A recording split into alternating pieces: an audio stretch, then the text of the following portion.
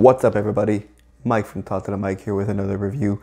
And now, since Scream 6 has just come out, I'm deciding to do a review on all 6 Scream movies. So I picked up 1 to 4 and Scream, which is Scream 5.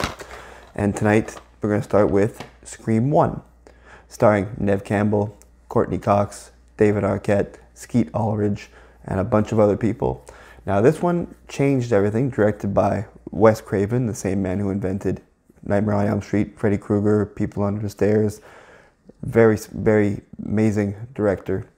And I really enjoyed this movie. The synopsis is there's a killer on the loose in a town and targeting Neve Campbell's Sidney Prescott because it's the anniversary of her mom being killed. And just bodies start piling. They don't know who the killer is, and they're trying to figure out who this killer is. Now, it's a really good concept movie. It's a little bit different from Wes Craven's stuff he did before with like Freddy and Wes Craven's New Nightmare. Also puts the story of movies, like the formula of movies and the rules of a horror movie into this one, which is kind of cool too. Again, it was really good. Pretty much the whole series of Scream is good. There's one little hiccup. I don't like part 3. I like the costume. I like the whole ghost face idea. It's just a plain white mask costume. You can buy it at Halloween every year. Even I have a mask up on the Wall of Fame. So yeah, really good movie. The acting was really good in it. There's a couple of little bleeps in it. There's a couple of scenes where when you see somebody get stabbed, the blood doesn't show, but little errors. The acting is majority all good. Again, I like how the characters are how it build up. You've even got the Fonz is in here too as a teacher. Now we're gonna get into my scenes that I enjoy. So one of the first scenes I'm gonna enjoy is actually when the principal gets killed. So check this out.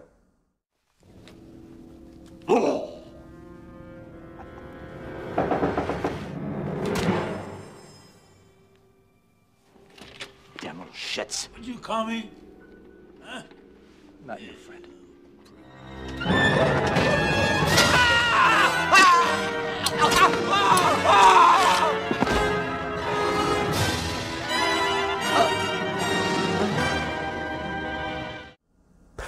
All right, now you saw that. It was really good. It was really well. He scares himself with the mask and everything, and then he opens the door and he talks to Fred, the janitor. Now, fun fact about Fred, the janitor, it's actually Wes Craven's cameo in it, and he's also wearing the Freddy attire from the first Nightmare on Elm Street movies. Because the original Nightmare on Elm Street movies, the Freddy uniform, the Freddy sweater, his trademark green and red sweater, didn't have the green stripes on the arms. That's why this guy has it here.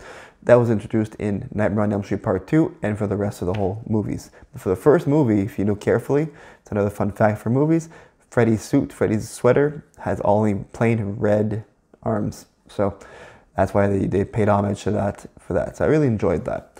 Now, I'm going to dip into my second scene that I like, and this is when they're in the video store. When you got Randy telling everybody that everybody's a suspect and who he blames, and he thinks, he blames, it's got to be Billy. Hey, it's got to be that. He's the boyfriend. He's the killer and all that stuff. So a little dialogue between them. I like how that went. So check this out. Oh, now that's in poor taste. What?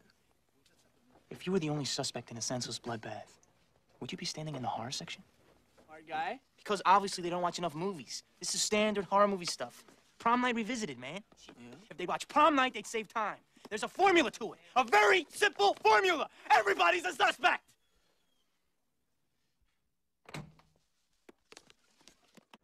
All right, now you have it there. You see him. He's like, there's a simple formula. You're like, everyone's a suspect, which I like. That's what made these movies interesting, because you didn't know who the killer was. It was like a whodunit, and it was really well done whodunit, and you couldn't tell who the killer was. Some people say they knew it since the beginning. When I first watched the movie back in the day, I didn't know who the killer was till the end. I was like, oh shit, okay, cool. So that was different. So now the third scene I'm going to talk about right now is the scene where he explains the rules. That's why I told you this movie's like meta.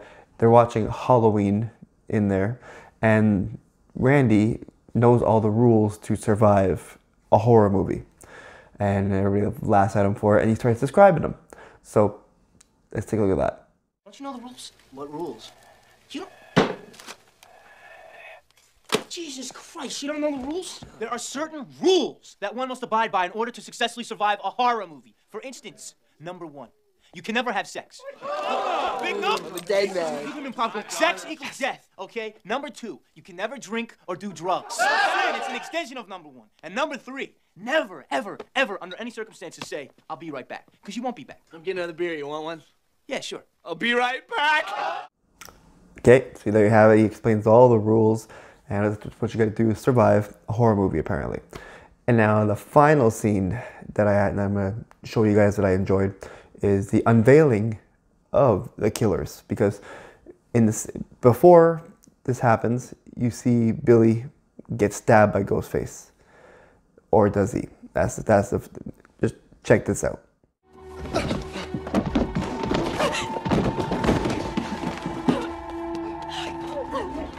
Stu's flipped out. He's gone mad. We all go a little mad sometimes. No, Billy!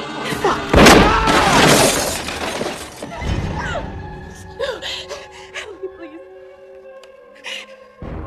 Surprise, Sydney.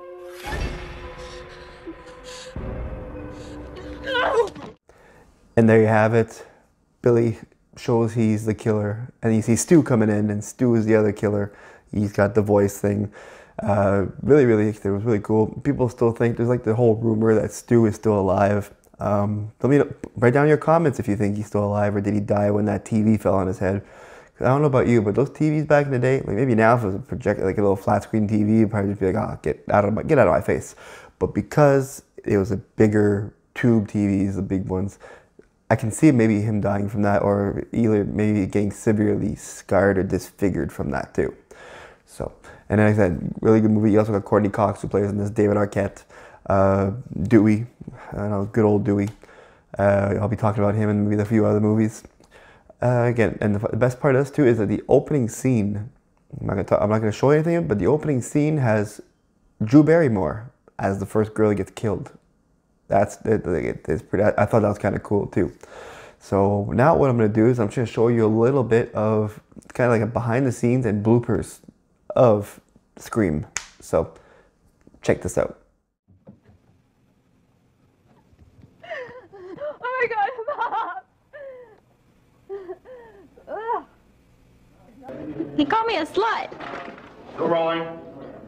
And does Mr. Humbert touch you like that very often? Sometimes it's disturbing.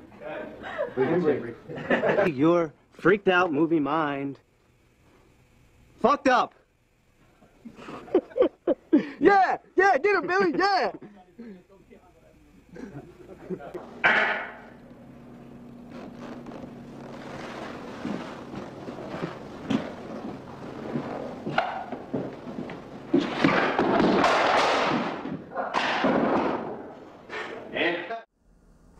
And there you have it, even like the end blooper of Wes Craven as Freddy mopping the floor and falling on the floor. That made me laugh. The Ghostface forgetting his cue. Just little things like this. It's fun to have on a blooper reel. Now, this was one of the ones out of the 6 that there are now. This is one of the ones that I really did enjoy. I really liked it. It's one of the originals. And I would give this one a 4 out of 5 stars for this one. Again, good movie to watch. It's if you watch it, you gotta watch the rest.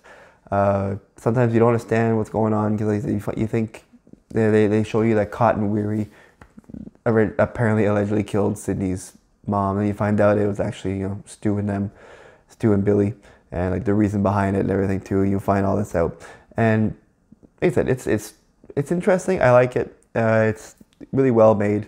The kills are pretty cool in it too. Again, you got some good actors, and you got good actors in actually all of them too, actually, but that's one thing they have in all 5 movies. They have some very good actors, and it's really cool. So that is my take on, that's my review on the first Scream. Like I said, I really enjoyed it. It started off a whole new franchise. It introduced a whole new killer to the mix, along with Freddy, Jason, and everything. You've got now Ghostface. Now people dress up as Ghostface. They've got Funko Pops for Ghostface and everything else now. Hell, even when the new movie, when Scream 6 came out, there's a theater in the U.S. who made a Ghostface popcorn bowl cup and a stuff, and they sold like crazy. They had to restock and they ended up putting it on their inventory, and people are overselling it now. Scream has become so big, all the memorabilia you can get and everything. Another thing I find funny is that I think people are starting to sell the Stab movies, which were made in the Scream, about the Woodsboro stuff. It's kind of interesting how everything just expands now. So, but yeah, that's Scream 1 for me. Now the next one I'll be doing obviously will be Scream 2, and then 3, then 4, then Scream 5, and then I'll end with Scream 6. By the time you guys probably watch this, I've already seen Scream 6, and I'm debating whether or not my review will be a spoiler-free or spoiler. I don't know yet. By the time it comes out, it'll be like probably next week. Most people will see the movie already, so I think I'll be okay. Now, put down your comments what you think it is, because at the end of all these 6, I'm gonna make another video that's gonna be my rankings on how I like them, from the favorite to the least favorite. But I would like to hear from you guys. What is your favorite to the least favorite? Like, which one of the franchises did you enjoy? Which one did you hate the most? Any character you hated the most? What's your favorite character? And put them in the comments here. So, again, thanks for watching this. Follow me on all my social media platforms. If you want a movie reviewed, if you think, oh, I've seen this movie, but I don't really get that many reviews for it, maybe do you want to review it? Send me an email over here. Also, same thing for the fan films. I'm still doing those, and the independent films and the short films. We're going to do a whole bunch of films, bringing back the regular ones. And yeah, we're just going to have a lot of fun with that. So again, I'm Talk to the Mic. And as always, thanks for watching and take care.